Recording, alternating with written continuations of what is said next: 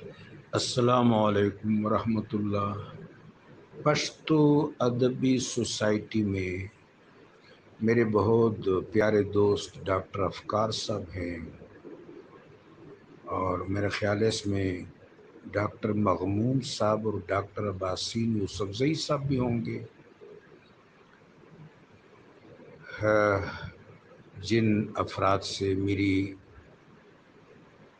بلا واسطہ اور بالمشافہ ملاقات ہے، وہ بھی ہیں، جن سے بالواسطہ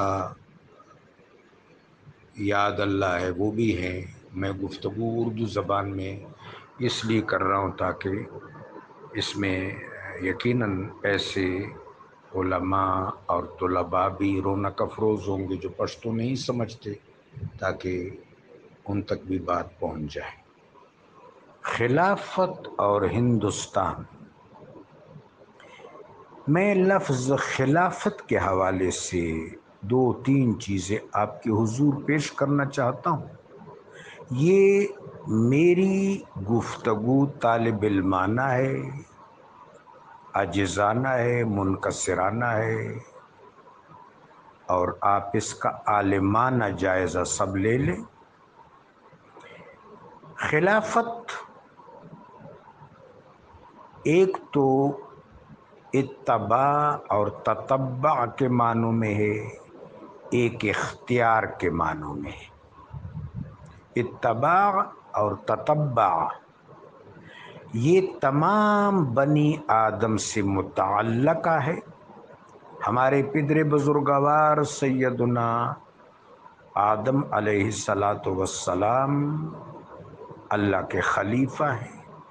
انی جاعل فی الارض خلیفہ، پھر ان کی ساری ذریت از روئے نص قرآن مجید خلفاء فی الارض، یہ خلافت جو ہے اس کا مطلب ہے اللہ کی منشا کی تتبع کرنا، فالو کرنا۔ یہ طبیعی خلافت ہے جو ہمارے جد بزرگوار آدم علیہ السلام اور ان کی ساری ذریت کو میسر ہے۔ اس کا مطلب کیا ہے کہ ہم اللہ کی منشا، اللہ کے خلق، اللہ کے صفات کے پرتوات کو اختیار کریں گے اپنی حیات میں۔ جس طرح میرے آقا و مولا صلی اللہ علیہ وسلم نے ارشاد فرمایا، تخلقوا باخلاق اللہ، اللہ الوتر ویحب الوتر، اللہ نظیف ویحب النظافہ، اللہ جمیل ویحب الجمال،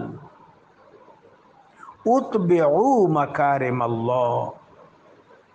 تو اس خلافت کا مطلب یہ ہے، ارحم من فی الارض یرحمک من فی السماء۔ اللہ کے خلق، اللہ تبارک و تعالیٰ کے صفات کے بروزات و پرتوات کے مطابق یہ ناسوتی زندگی گزارنا، اس کو خلافت کہتے ہیں عرف قرآن مجید برہان حمید میں۔ اب وہ خلافت جس کا ذکر یہاں پر سلیمان ندوی صاحب کر رہے ہیں، شبلی نعمانی صاحب کے شاگرد، حکیم الامہ حضرت علامہ اقبال رحمۃ اللہ علیہ کے احباب میں سے بھی ہیں۔ اس خلافت کے جسٹیفائیڈ اور مشروع درجے تین ہیں۔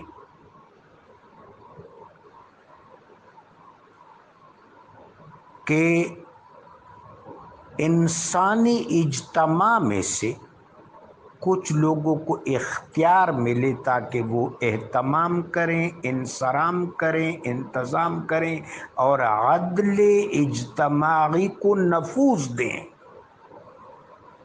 اِن مکناہم فی الارض، یہ آیت، یہ نص اس پر سواد ہے کہ تمام اہل اسلام کا، سیدنا آدم علیہ السلام سے لے کر میرے آقا علیہ السلام کی امت تک تمام مسلمانوں کا اجتماعی حق ہے۔ اِن مکناہم فی الارض، اس لیے قرآن عظیم میں آیا کہ یہی چیز ہم نے زبور میں بھی لکھی، توریت میں بھی لکھی، صحائف آسمانیہ و الہامیہ میں لکھی، نازل فرمائی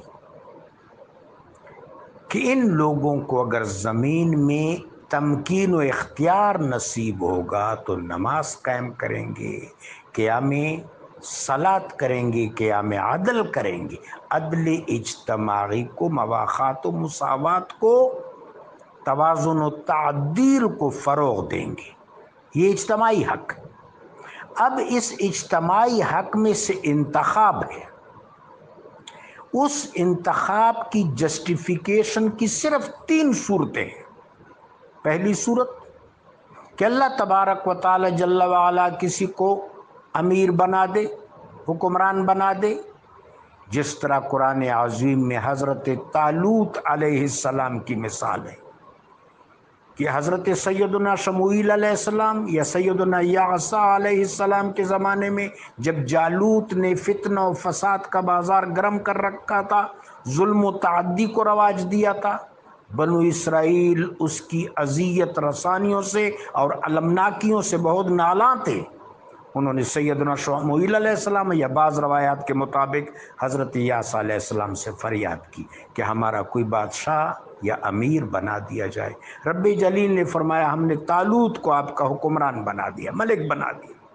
وہ فوراً معترض ہوئے کہ ہم زیادہ معتبر ہیں، ہمارے پاس مال زیادہ ہے، ہمارا وقار زیادہ ہے، وغیرہ وغیرہ۔ رب جلیل و جمیل نے ان کی گرفت فرمائی، نہیں، طالوت بادشاہ ہوگا، چونکہ وہ صاحب عدل ہے، صاحب علم ہے، صاحب جسد، صاحب جسم یعنی صاحب شجاعت ہے۔ یہاں پر بات متصرح ہو گئی اور پوری طرح از روئے نص ہمارے سامنے متصرح ہو گئی، وہ یہ کہ 3 خصوصیات امارت اور خلافت اور حکمرانی کے لیے قرآن عظیم نے استحسان فرما دیے۔ پہلی شرط عدل، مزاج عدل، دوسرا علم، تیسری شجاعت۔ یہ اعلیٰ ترین صورت ہے۔ دوسری صورت کہ محبوب پاک صاحب الاولاق صلی اللہ علیہ وسلم کسی کو خلیفہ بنا دے، کسی کو امیر بنا دے۔ جب میرے آقا و مولا علیہ الصلوۃ والسلام معراج پر تشریف لے گئے تو رب جلیل نے پوچھا، مسند خوارزمی میں حدیث کی مشہور کتاب ہے، امام طبری نے بھی لکھا ہے اور بہت سے بزرگوں نے لکھا ہے، کیا نام گنواؤں گا، کہ رب جلیل نے پوچھا کہ اے میرے حبیب روئے عرض پر کس کو امیر بنایا؟ فرمایا ان میں سے بہترین کو۔ رب جلیل نے فرمایا کیا علی ابن ابی طالب کو کرم اللہ تعالی وجہ الکریم؟ فرمایا ہاں۔ یا میرے آقا جب تبوک غزوہ اسرت کی طرف جا رہے تھے تو آپ نے مدینہ شریف والوں پر حضرت علی کو امیر بنایا۔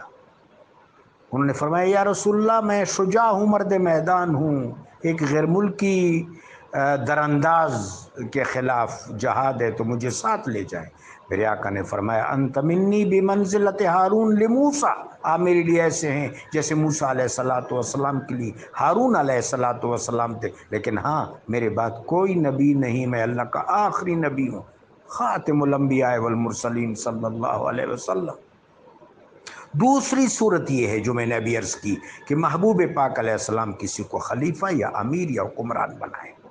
تیسری صورت کہ مسلمان اپنی آزادانہ مرضی سے، طمع کے تحت نہیں، فریب کے تحت نہیں، جبر کے تحت نہیں، دباؤ کے تحت نہیں، حریت آمیز انداز سے آزادانہ طور پر فریلی کسی کو اپنا ریپریزنٹیٹیو بنا دے۔ قرآن عظیم اس کو جسٹیفائی کرتا ہے، وَأَمْرُهُمْ شُورَى بَيْنَهُمْ۔ جس سورہ مبارکہ میں آیت مودت ہے اس سورہ مبارکہ میں یہ آیت ہے، بلکہ اس آیت کی وجہ سے اس کا نام سورہ شورا ہے، درجہ حوامیم کی صورت ہے، وَأَمْرُهُمْ شُورَى بَيْنَهُمْ۔ مسلمان آزادانہ طور پر شورائی طریقے سے کسی کو اپنا امیر بنا لے، جس طرح حضرت ابوبکر، حضرت عمر، حضرت عثمان رضی اللہ تعالی عنہم کی مثال ہے۔ ان تینوں طریقوں کے علاوہ باقی جو طریقے ہیں وہ باہر صورت تمرد کا راستہ ہے، تکبر کا راستہ ہے، تطرف کا راستہ ہے. وہ یا تو جبر ہے یا مکر ہے یا طمع ہے. اور علماء نباز نے، علماء ربانیین نے، شیوخ معظمین نے، اہل خبر و نظر نے اس طرح کی حکمرانی کو کیا کہا ہے؟ یہ متمردین ہیں، یہ مستکبرین ہیں، یہ مترفین ہیں. نص اور سنن نے اور اثر نے بھی یہی نام دیے ہیں، اور مسلمانوں کے اجتماعی عادلانہ اور منصفانہ مزاج نے بھی یہی نام دیے ہیں. خواہ یہ بنو امیہ کی حکومت ہو، بنو عباس کی ہو، آل عثمان کی ہو، آل بویب کی ہو، اہل خوارزم کی ہو، سلاجقہ ہوں، ایوبی ہوں، صفوی ہوں، فاطمین مصر ہوں، سلاطین دہلی ہوں. بہر صورت یہ تمرد، تکبر اور تطرف کی حکومت ہے، چونکہ اس کی اساس جبر، طمع یا مکر و فریب پر ہے. ہاں، اس کو مسلم حکمرانی کہا جاتا ہے، مسلم حکمرانی کہا جا سکتا ہے، اسلامی حکمرانی نہیں. اس کی شرعی جسٹیفیکیشن نہیں ہے. اضطراری طور پر یہ چیز عامت المسلمین نے، مسلمانوں کے سواد اعظم نے قبول کی. یہ جو بنو امیہ، بنو عباس، آل عثمان، سلاطین دہلی وغیرہ وغیرہ وغیرہ جتنے بھی ہیں، ان کی حکمرانی کو اگر مسلمانوں کی میجورٹی نے، اکثریت نے، سواد اعظم نے قبول کیا تو ایسا نہیں ہے کہ شرعی طور پر اس کو جسٹیفیکیشن میسر تھی، ہرگز نہیں. اضطراری طور پر اس کو قبول کیا. تو یہ فرق واضح ہونا چاہیے. مجھے سلیمان ندوی صاحب کی اس تحریر سے اتفاق نہیں ہے. میں نے اپنا ہلکا پھلکا عاجزانہ احتجاج ریکارڈ کر دیا. میں طالب علم ہوں، آپ بڑے بڑے علماء ہیں، میری گفتگو پر بے شک گرفت کر لیں. جزاکم اللہ.